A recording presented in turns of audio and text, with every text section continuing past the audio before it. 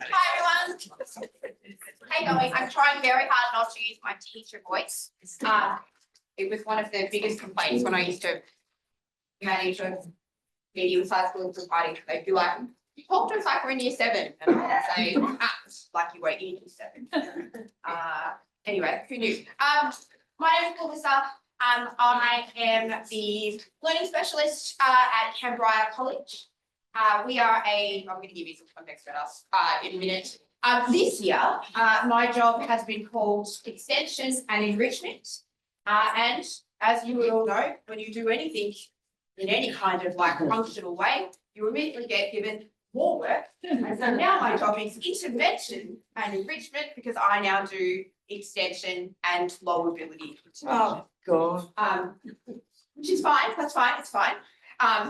It is week 1 of commencement, so I'm currently also being trained by my year 12 for 2026, who have got their very first legal studies class today. So currently, as we speak, am I racked with guilt?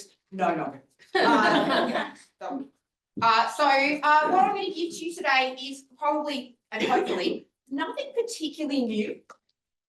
What we are really looking for is what works at our school and how we really make sure that we're focusing on those high ability students in our junior years with the goal to then have functional BCE students, because the Victorian government quite likes data and likes us to do well, and we have multiple websites that pitch us all against each other. So our goal is to try and, I don't know, be better than you. As uncomfortable as that makes us all feel.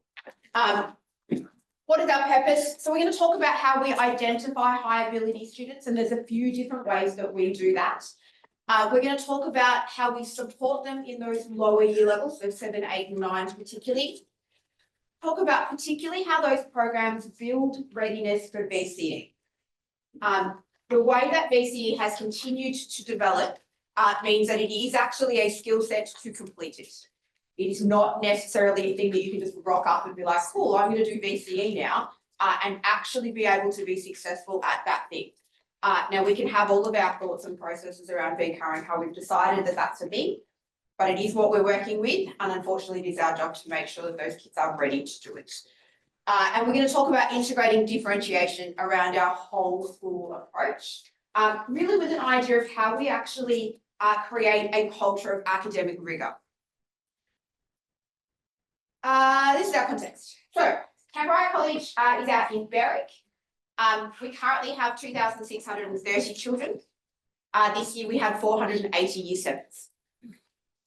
Now, the challenge with a cohort like that is that when you have a split of high ability kids, mainstream kids and low ability kids, there's just more kids in all of that.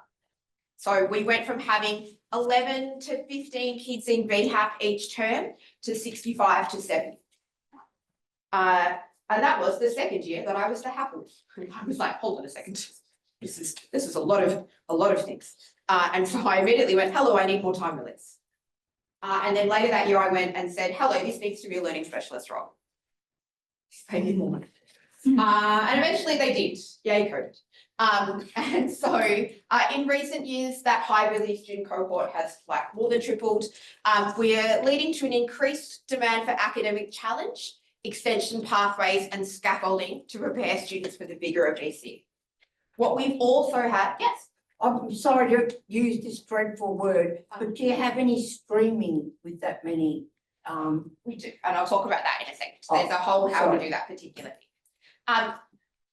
What we've also found is that culturally, our socioeconomic area has changed. I was talking to Amy earlier about the fact that a house on the street in Berwick, nowhere near the train station, like on the street of our school, built in the late 70s, not particularly renovated, barely 3 bedrooms, 1.2 million last week. And so that actually changes the socioeconomic dynamic of the school. What we've also found is that we now have a really high group of families from sort of Southeast Asia, and with that comes a different level of expectation for education, which is great, because when you ring a parent and say, this kid hasn't done their homework, they do stuff about that, which makes my job a ton easier, but also it actually also comes with a lot of pressure around those sorts of things. and I have to pretty consistently have conversations about it's your child's VCE, it is not your VCE. Don't care if you want them to be an engineer, I would like to be a PR communications expert. Those two things are very different. So lots of conversations to be had with the way that that changes. What are the challenges that we know for high ability students, and how can we use our programs in junior secondary to really try and adjust some of those? Feel like that might be a question. Oh no, that's under, great job. I'm going to give Andre my phone in a moment because I am having a book published and my publisher is like, can you please take photos of things? And my principal is like, can you also prove that you did this thing? So we'll do that in a second. Or do you want your phone? So challenges for high ability students, executive function, particularly in those lower year levels, our year 7 SEAL class, really do actually have the most amount of problems with elective homework. So when they do robotics, I had 3 kids in year 7 SEAL in semester 1 that just didn't hand in anything. And I was like, what are you doing here? Also, robotics is cool. Why don't you want to do the robotics things? And they couldn't tell you it was just because they didn't have enough understanding of what time management was, what organisation was, and how to prioritise all the things. They struggle with multiple tasks and multiple academic demands and long-term projects. Also, I find that high ability students have high energy and therefore their parents have put them into every possible extracurricular activity you can possibly find, because then they are tired at the end of the day. As a parent, I can relate. As a high ability child, it explains my childhood, and all those sorts of things. Productive struggle. So the lack of resilience and tolerance for any intellectual challenge gets harder as they get older. So year 7s and year 8s are really keen to learn and they love being able to do that thing. But often if we don't challenge them, they actually don't learn how to learn. And when actually VCE happens and it is harder than they're used to, they don't know how to actually make that leap. We have to try and make sure that we are challenging them earlier than that. High ability is high ability is necessary, but not sufficient for the development of talent. And I think that that's really interesting. I like the fact that we have moved away from calling high ability students gifted and talented, because those two things are not the same.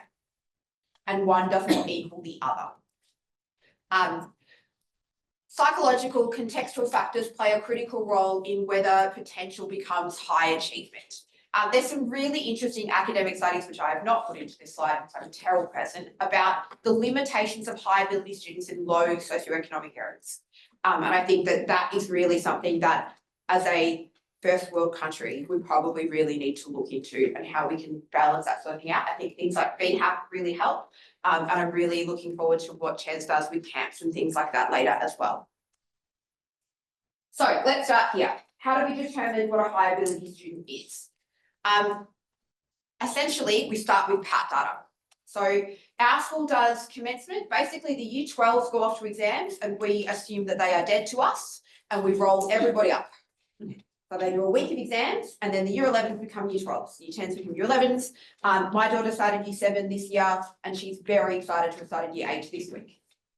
Does it make my February a bit weird where everyone else is like, first day of school? And I'm like, nah, she did like a month of like that thing last year. Yes, it does. It's very strange. But it means that in this part of the year, we do all of our PAT data, which means when I come back to term 1, I've already got a set of data as to where all those kids are at now. So if it's possible during your Head Start time, look at being able to roll out PAT data or on demand or whatever it is that you do internally to find data. Because the earlier you have that, the more planning you're going to be able to do in term 1. And we all know that term 1 disappears through our fingers like sand. I don't know about you, but our school does every possible athletics things in term 1 because that's the only time the weather is any good. Not guaranteed. Weather being good, not guaranteed. Please don't email me next year. The other thing that we look at is NAPLAN data.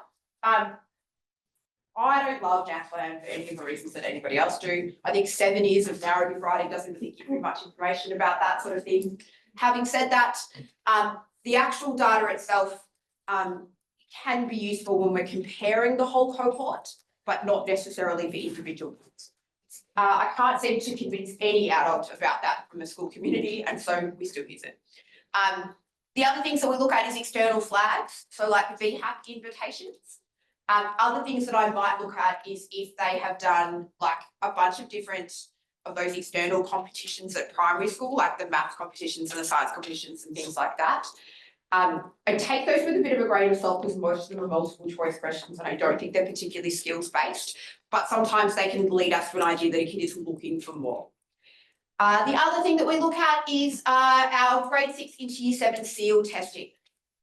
Last year, 170 kids sat that test and we shortlist 45. We shortlist 45, we interview them and we put them into a class of 25. Everybody else from that shortlist is immediately flagged as a high ability student. I'll show you how I do that in a second. But it means that I have 170 kids who are almost certainly going to come to the college worth of data before they've arrived as well. And so that gives me a bit of an idea about exactly academically where that is. You might say, well, Lisa, if you've got 170 kids sitting that SEAL test, why don't you have 2 SEAL classes? And that is because in that top 45, they all sit between 95 and 85, and then the drop is really quite substantial. And it would mean that we would have one really high SEAL class and one kind of average SEAL class, or a weird mix.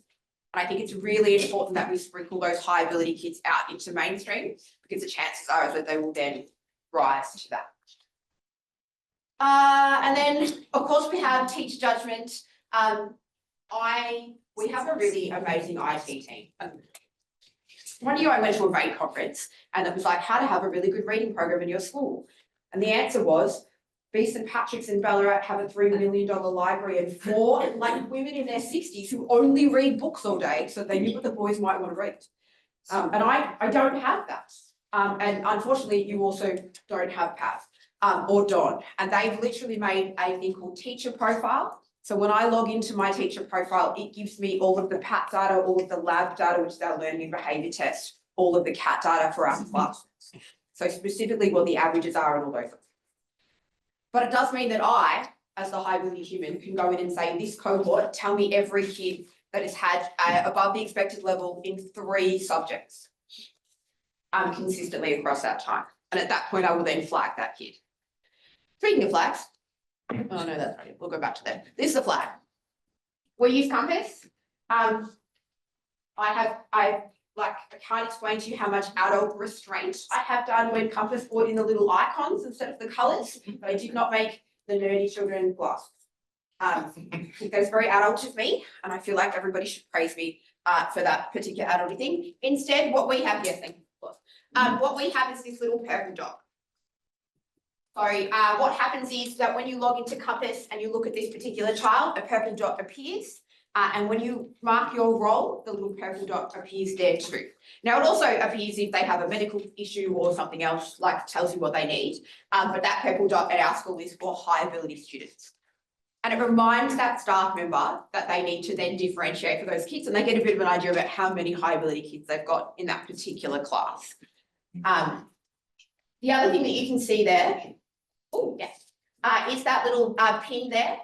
That is Alicia's learning profile thing. So as a SEAL student, she was then able to give me an idea about what kind of things she liked. Did she like group work? Did she like public speaking? Did she like research tasks? Did she think that quizzes were actually the best way or tests were the best way to demonstrate her learning, et cetera, et cetera? We put those together and we pin them to their profile, a bit like an IEP, but rather than being a direction, it was a reflection by the student themselves. What I was then able to do is collate those reflections and give them to the staff room teacher. What is your kid like? What are your class like? Those sorts of things. I'm going to go back to this one.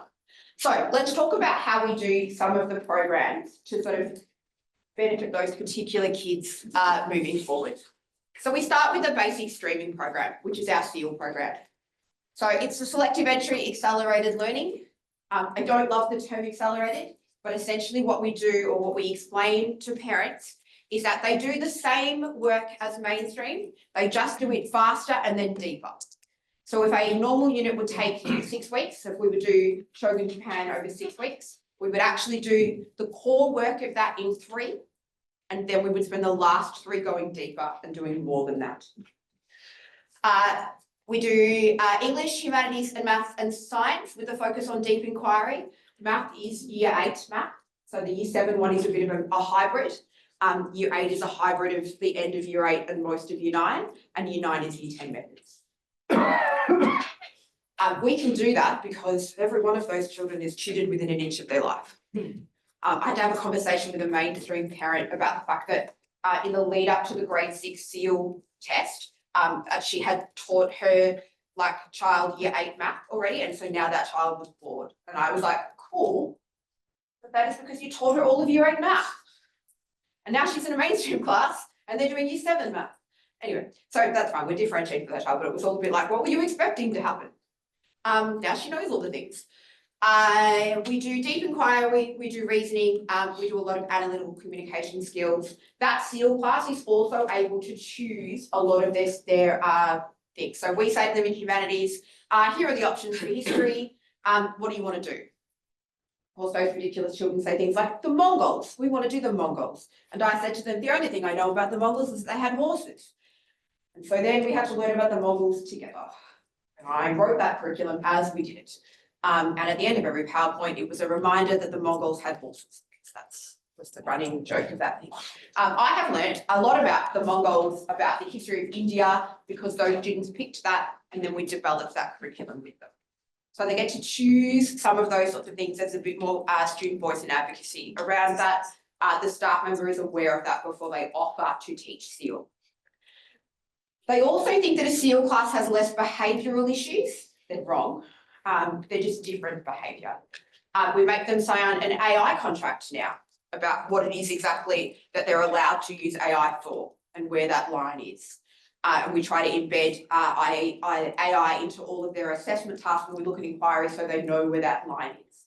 Year 9 geography, they do a research task on biomes where we get them to ask ChatGPT to personify a biome. They then have to interview that biome and then write a feature article like the biome is a celebrity. And so that's about teaching them, this is the line. You can ask it to do this thing. You can ask it to give you this information, but you also have to write me a methodology about how you then validated all of those sources. And then you have to write the answer. And so then they know what to do, sort of. The next thing that we do, particularly with that group of kids that are that 25 after that don't make it to the SEAL program, they get enrolled in our partnership with Swinburne University.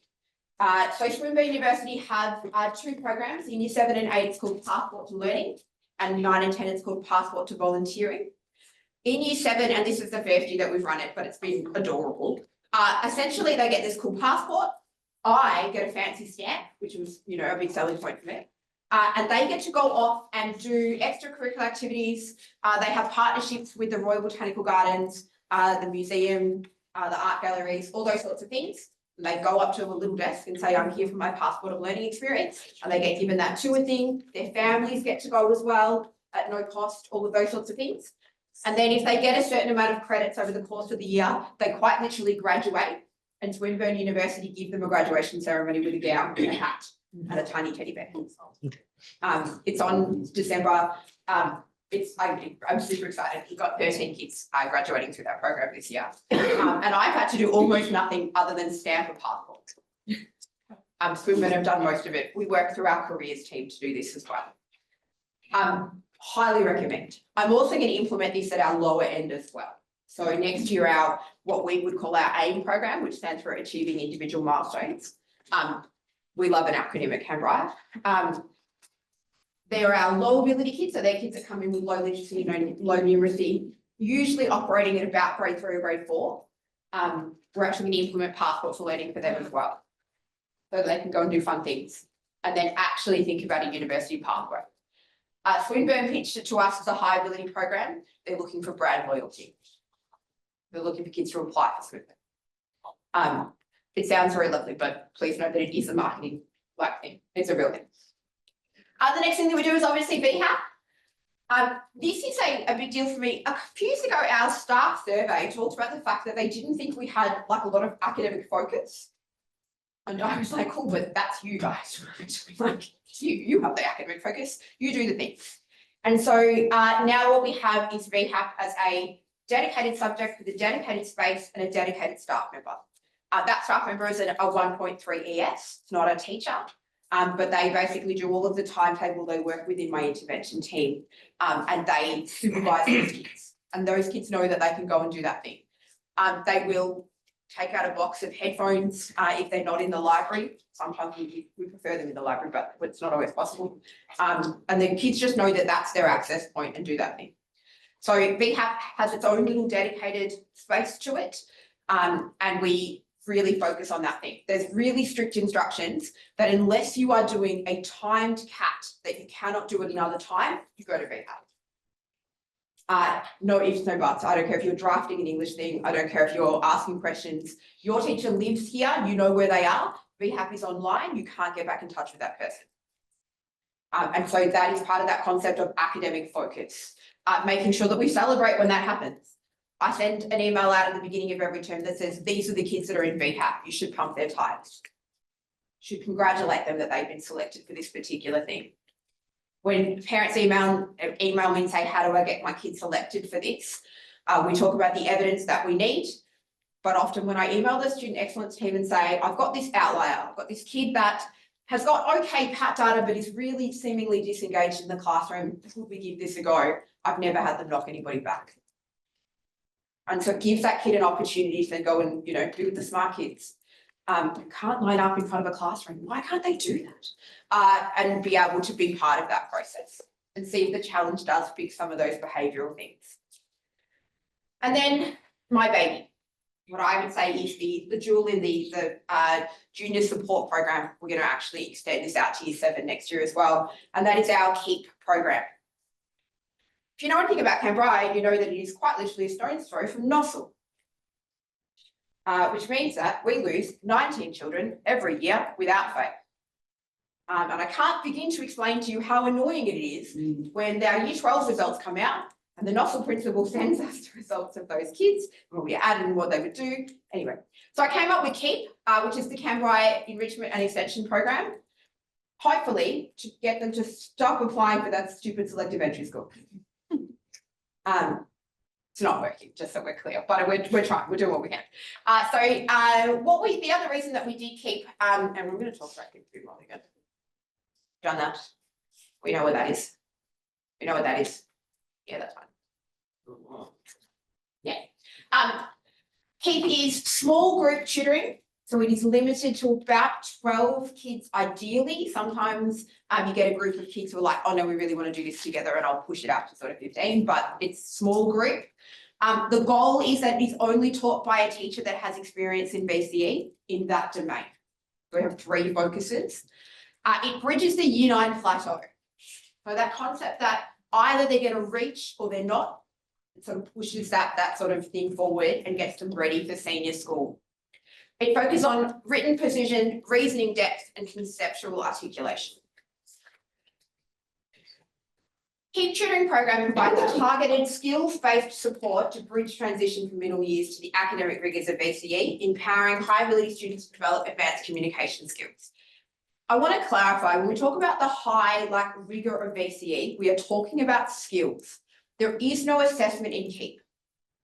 It is not about a grade, it is about a skill. We don't want it to have that pressure of you have to get above the expected level in this particular program. We want them to be there to understand what skill is going to be required academically for VCE. But I also didn't want them to have this another thing they had to perform at. So they go there to learn what they're going to need to do at a pace similar to a VCE class.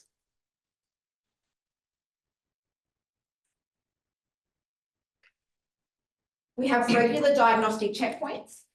So they have to check in with their teacher. And the goal of having it really small is that they actually get that individual attention from a teacher who knows what's going to be required in VCE. We've got a combination of those things: explicit modelling, guided practice, and that time. And it is that extension of that particular skill set. What the next one actually says. Oh yeah, this is some fun. This is the things that they did. I don't know what this means.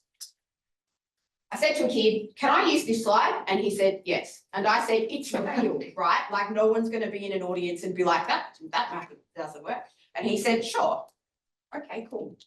This is the same class that when they were in year 7, they did some kind of shape exercise with their maths teacher and they left the shapes in masking tape on the ground. So when I asked them humanities questions, they could say, yeah, but what's the shape on the ground called?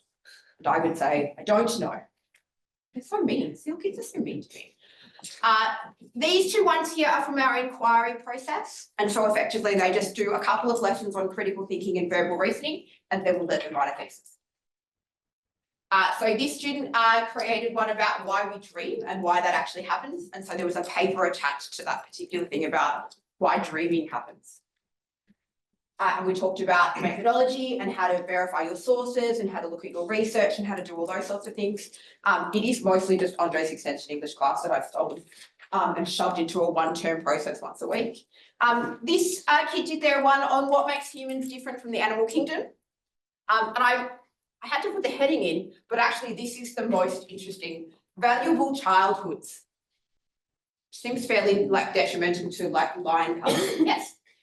When do these sessions take place? So we do them originally, and one of the challenges was, when do we do that thing? It took me 2 years of keep to realise that if you're going to rotate them through focuses, you probably need to run enough of those at the same time to rotate them pretty easily. But the first time we ran it, I was just like, anytime, you tell me when you want to do it, we'll put it on then.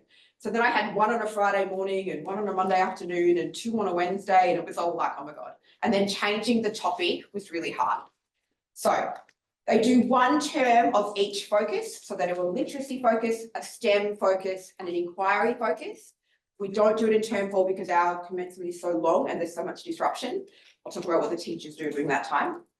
But in 2026, I'm only running them on Mondays and Thursdays, and I will offer them a Thursday morning, a Thursday afternoon, and a Monday afternoon. And so 3 sessions run each time. So for year 9, we will have 90 kids go through KEEP. It's compulsory if you're in SEAL. It's pretty compulsory if you've been flagged as a high ability kid, and we do open it for kids looking for a challenge. Mostly because it doesn't have a grade and doesn't matter.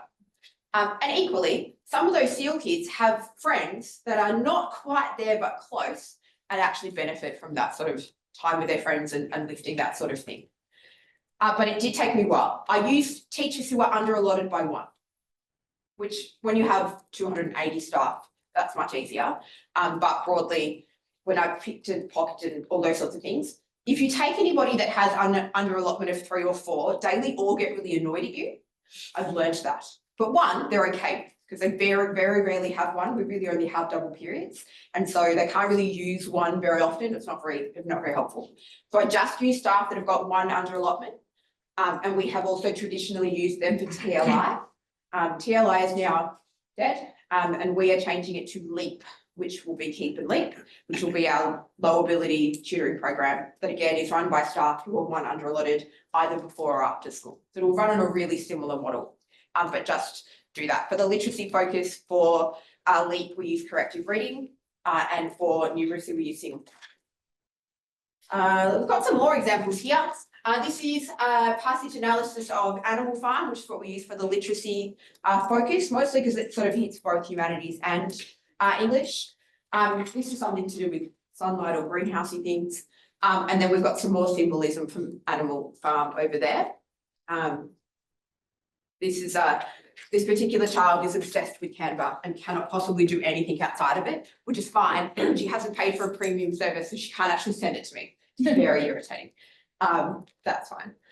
So this is the kind of work that they do.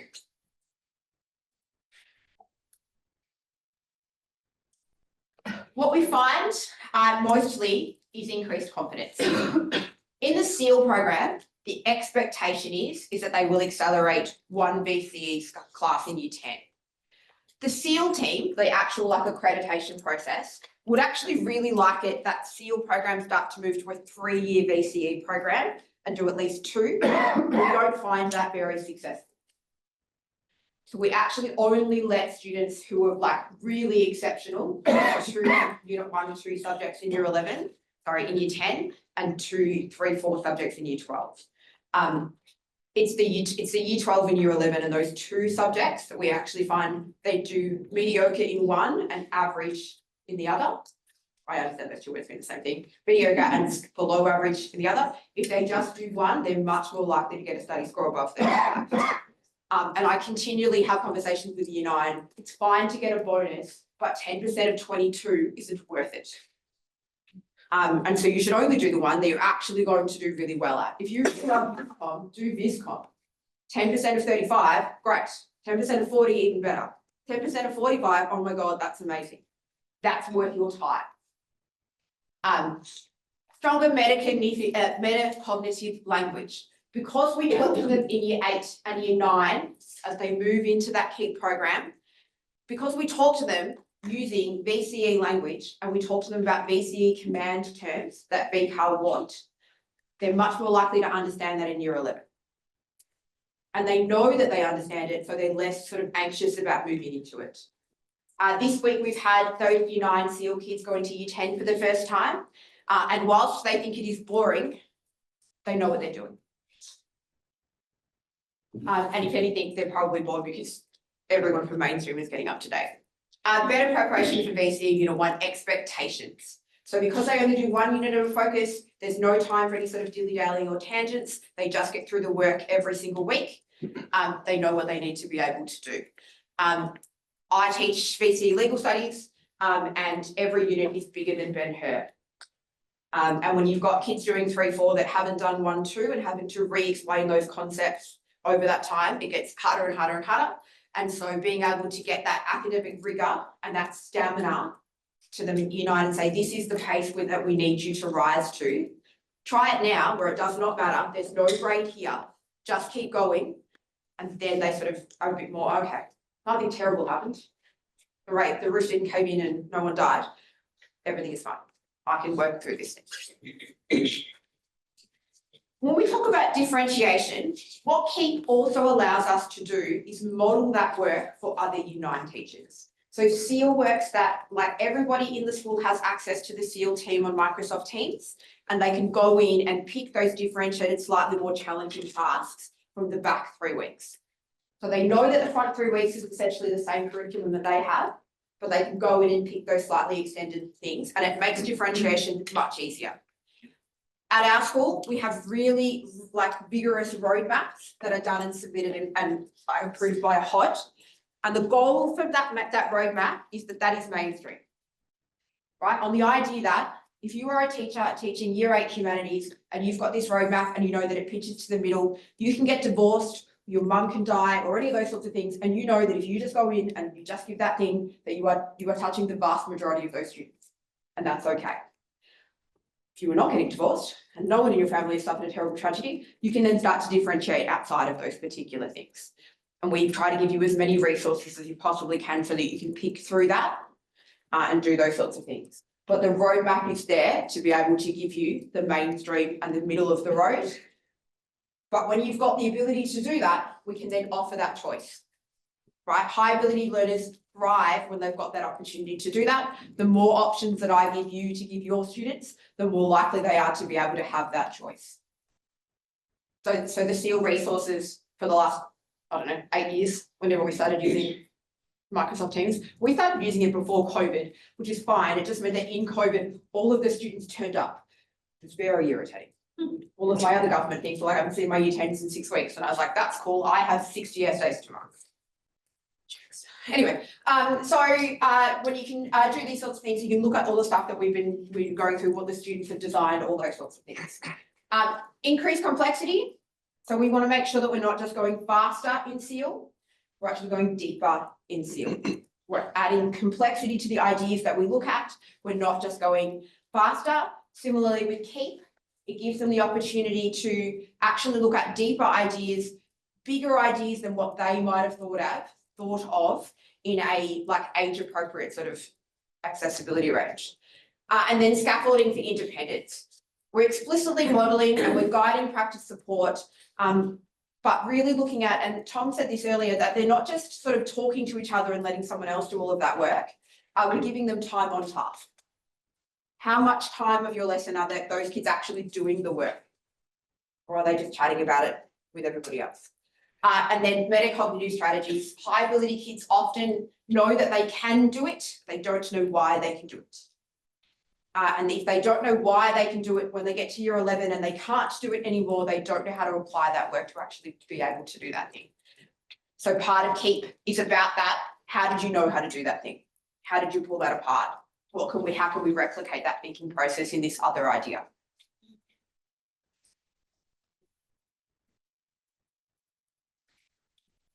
And so that then flows on across the college.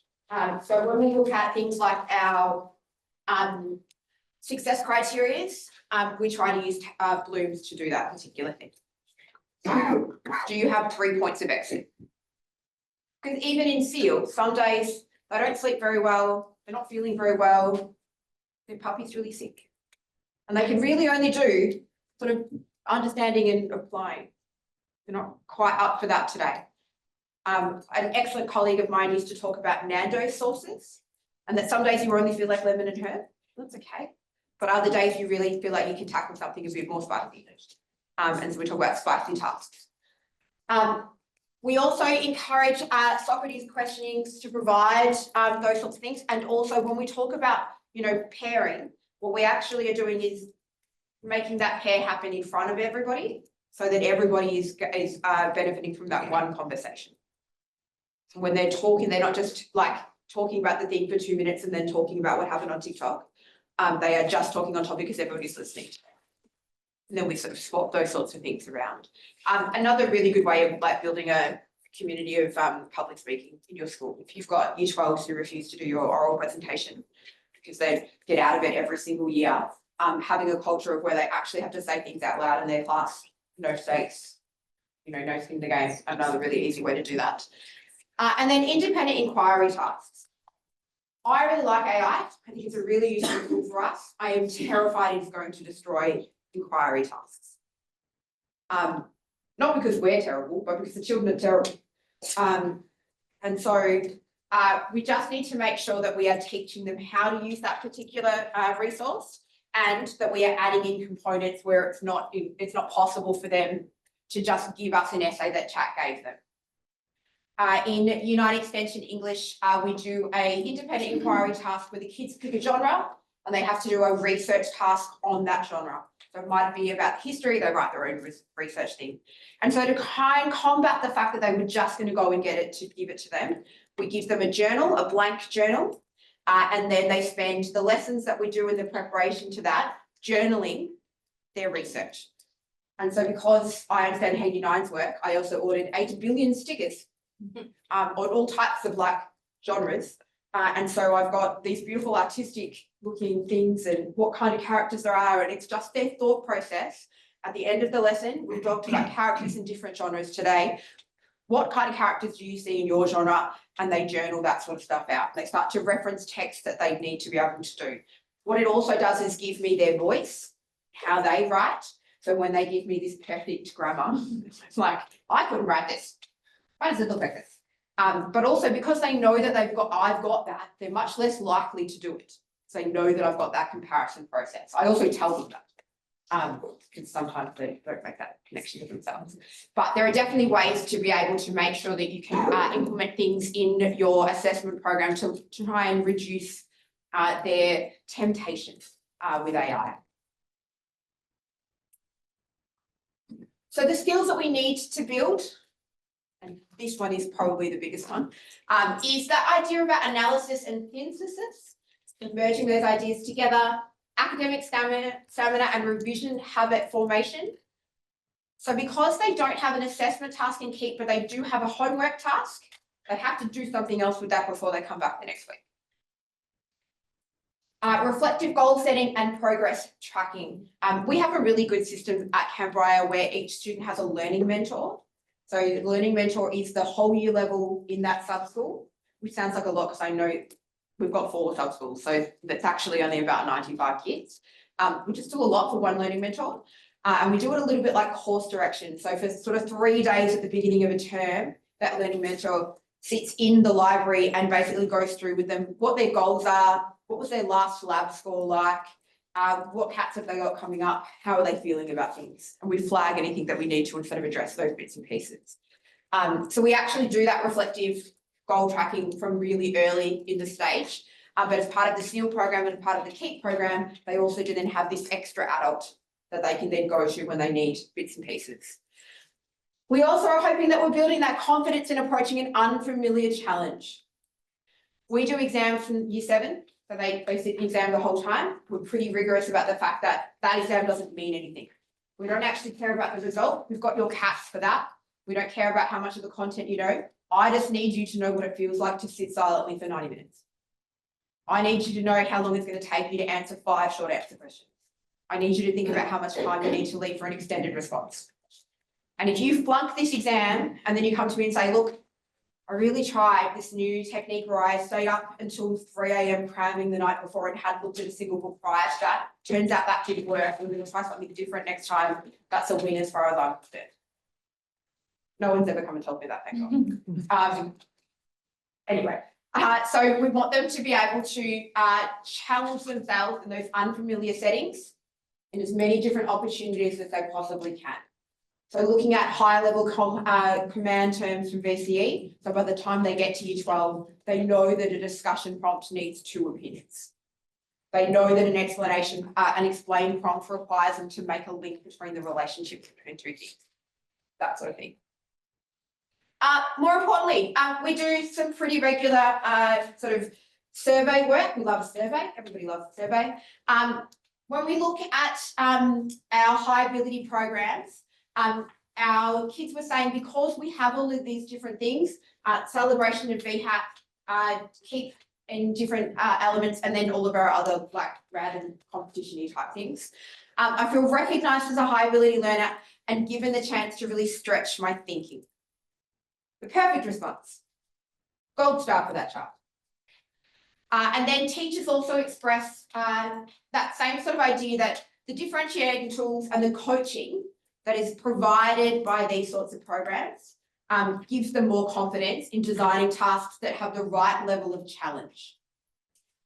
So often student teachers are often sent to a SEAL class to go and have a look and have a chat with that particular teacher.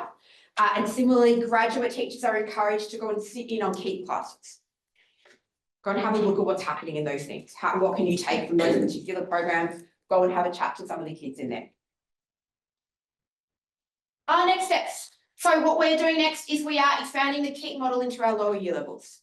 So from term 2 next year, we'll start with year 7. And we will give them 2 focuses. We'll do a literacy focus and a STEM focus. And again, it's about building that stamina towards VCE and trying to stretch those kids to really look at that higher order thinking at a year 7 level. So still aimed at the right year level, but looking at pushing those ideas a little bit further. We're going to continue supporting mainstream with differentiating and coaching.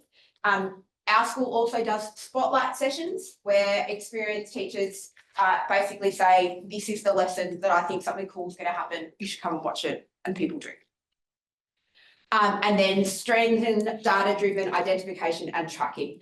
I think that data is so important, but we now have so many different ways to gather it. And we don't necessarily teach anybody at university how to actually analyse data as part of their education course. And so I know that I can always get better at doing that particular thing. I rely very much on conditional formatting to make it look pretty. And then I hope the green is good. But we're making sure that we can do that thing by taking more PAT training through ASA, by looking at different bits and pieces at conferences like this to try and strengthen our understanding of data. By expanding our support programs, empowering teachers and refining our identification and tracking processes, we aim to ensure that our junior high ability students are consistently challenged and positioned for VCE success, which is what they want. And that's it, that's me.